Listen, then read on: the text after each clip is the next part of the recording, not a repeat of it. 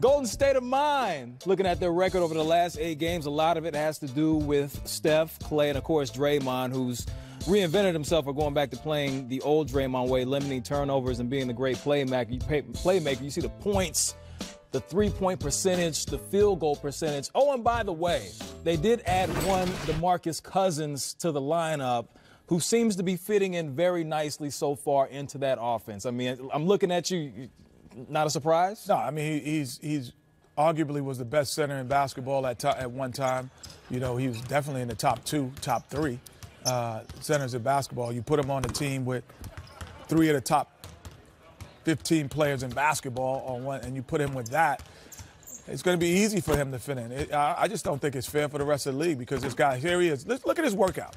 He drove you to the basket. He shot a 3. Now he's putting it on the floor and he's stepping back. This is his pregame workout as a 7-footer. Between the legs twice, get into the rim, bounce off you. 7-footers don't do that.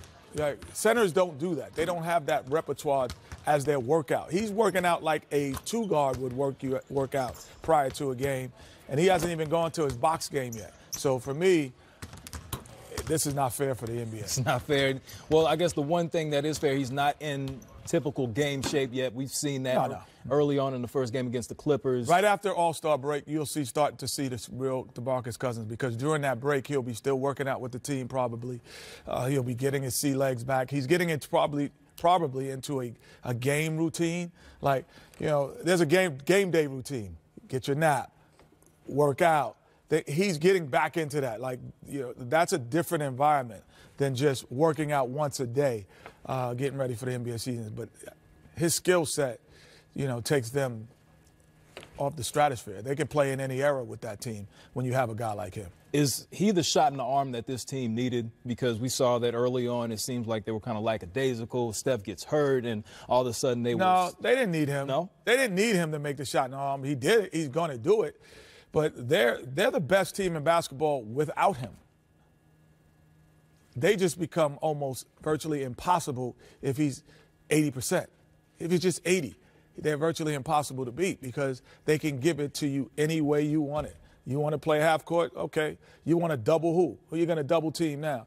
And this is what I always said. This is what I told Kobe Bryant one night when he was here as a guest. I was like, man, who's the best one-on-one basketball player in the world? He's like, I am. It's like, you are. And I said, and when Shaq was there, you got to play one-on-one. Nobody doubled you. And now they are playing one-on-one with 3 of the best one-on-one basketball players in the planet on one team. No one could get doubled. It's virtually impossible to stop them. Virtually impossible, virtually unstoppable. However do you want it, however do you need it. Soul to soul? No doubt. There it is right there. You caught that. I did. I see what you did now. I'm picking up what you're putting down.